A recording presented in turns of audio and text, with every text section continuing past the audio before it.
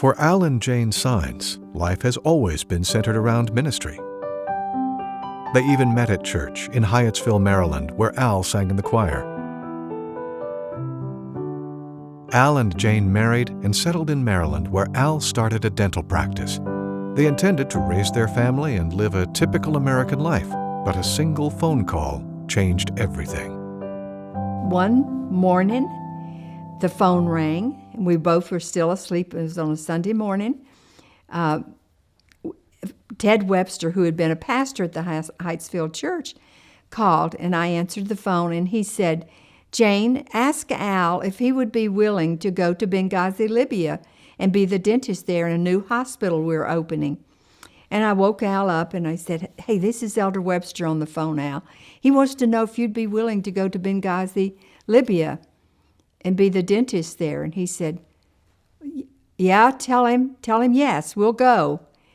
And our lives changed again. We thought we would be in that house practicing dentistry in Walkersville, Maryland, until he retired.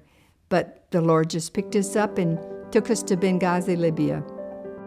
Soon, Al, Jane, and their 4 young children were on a plane headed for Libya. It didn't take long for missions to become a passion, and over the next several years, they continued to serve in Cyprus as well as Tanzania. No matter the location, the family poured themselves into serving others. Growing up in our family, Dad and Mom worked together as a team. They were always so passionate. They loved being involved in the church. They loved being involved in the community. It was a really fun, active childhood because they were so enthusiastic. And I think that's where I first grew and fell in love with Christ, because they made it real. In 1973, Al and Jane returned to the States to provide better education opportunities for their children. The family settled in Tennessee, where missions continued to be a large part of their lives. They worked to establish a church, radio station, and lifestyle center in a town that lacked an Adventist presence. Serving overseas was still a part of their ministry, and they began going on Maranatha mission trips to the Dominican Republic and India. I can't remember exactly how we got entangled with Maranatha, but it's been a wonderful entanglement. And we have gone on mission trips with Maranatha. Maranatha is really meeting the people where they are, drilling water wells, building churches, building schools. When we meet those practical needs that people have, then the gospel is meaningful to them, and they very quickly seem to be drawn to spiritual things. I think that's what has drawn us to the Maranatha projects. They seem to be fulfilling that desire that the Heavenly Father has prescribed for us. Al and Jane lived their lives totally committed to ministering to the needs of others, but life changed for the couple again as Al's health began to fail. I just noticed little by little he was having difficulty, particularly in his movements, and he was seeing a medical doctor. He was never diagnosed with Lewy body dementia, but I think that's what he had. And it just got more and more difficult for him. Jane cared for him in their home until he passed in October of 2017. Jane was heartbroken at the loss of her soulmate and mission partner of 61 years. We've just always been a team. And so when he died, I just thought, I've kind of felt like Paul in a way. I have fought a good fight. I finished my course, and my mate has gone. He's sleeping now.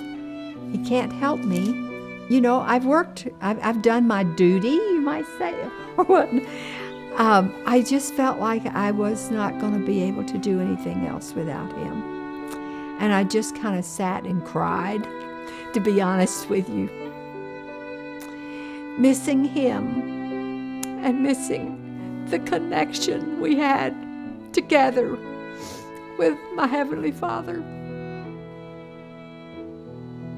Yet, even in her sorrow, God had a plan for Jane, and her life was about to change once more.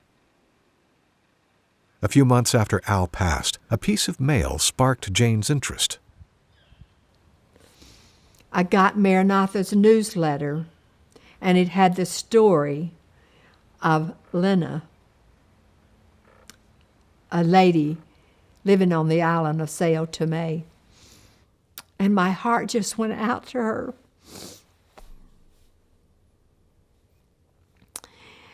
And the Father, my Heavenly Father, started talking with me.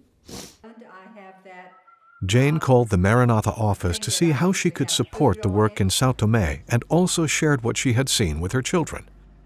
Got a phone call from Mom, and she says, Val, have you seen the picture of Lena smiling? Well, this is really out of the blue. I said, Mom, who's Lena? And she says, did you get your Maranatha magazine? I said, I did get my Maranatha magazine. Actually, Mom, I was reading a few. Oh, I did see her. And I truly had. Anyway, can you believe that lady? And it was so precious. She just was talking. And I'm, driving in the car. I'm happy to listen to her talk as long as she wants. But I just heard happiness and life and enthusiasm. I know she needs to go on this trip. It's just, I've seen her so happy. I hadn't seen her since Daddy died. I hadn't seen her that happy and enthusiastic. I said, that's my old mom. After seeing the excitement their mom showed for the project, her children felt she should volunteer on the upcoming Maranatha mission trip to São Tomé, an idea Jane wasn't initially receptive to. They said, Mom, you need to go on this trip. And I said, no, your mom is not going on another Maranatha trip or any other trip. My ministries are finished. I don't have my travel mate anymore. Your mother is not going. I think it's in Isaiah. It says, here I am, Lord, send me. Well, I was reading that verse just at that time. And I said, here I am, Lord, but send somebody else. And I got to thinking about that. And after my children said what they did to me, I knew I had no excuse. And so I said, okay, here I am, Lord, I'll go. Jane and her daughter Jackie traveled to São Tomé and joined a small team of volunteers helping to construct buildings at the Adventist elementary school. She was also able to meet Lena, who had inspired her to be a part of Maranatha's work on the island. I had been in 40-some different countries of the world, lived in a few of them, done ministries in a number of them, just traveled through some of them. But I had never seen such poverty as to what was on the island of São Tomé. Then when she was on the mission project, I would get to see little pictures here and there of the project going on. And at first, the picture, she seemed a little, I still that sadness in her face. Oh, by the end of the weeks, the pictures, you could just tell she was into it and meeting people and bonding with people. And she came home and she was just, now, I've got to get all these books together. These children, they don't have anything over there. It's just amazing how they can be so happy and cheerful and whatever. Open a door for Mom, and she can energize you with her stories and it just makes you want to be involved in it with it. So she had a mission. The mission trip reinvigorated Jane's love for service and revealed her potential to continue making a difference in the world. After going on this project with Maranatha, it has totally revamped my life. I thought that I was a vessel to be used before and had really done a few things to help my Heavenly Father and my co-mate, my husband, Precious Al.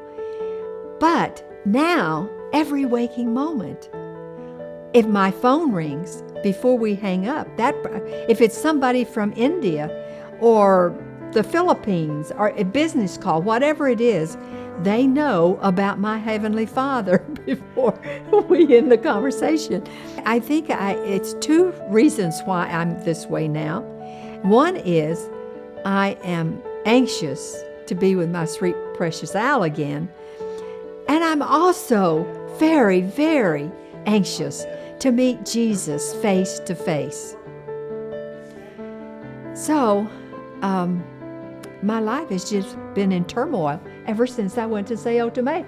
I've been just turned upside down, shaken, and spilled out for Him. And Jane is already planning for future Maranatha trips, including taking her family to Kenya. And I think the Lord knew just what I needed, and He provided it through that Maranatha project. Incredible. And now that I've gone on that project, I can't stop talking about what God can do with a vessel that is totally cleaned out and will just give Him opportunity to use. It's not about me. It's about Him, the Heavenly Father. And He wants to use all of His children that way because He is sick and tired of this sin in this world. He wants to get it finished. He wants to take us all home. And that's what Maranatha is all about. It's helping people physically and then spiritually getting ready for God's eternal kingdom.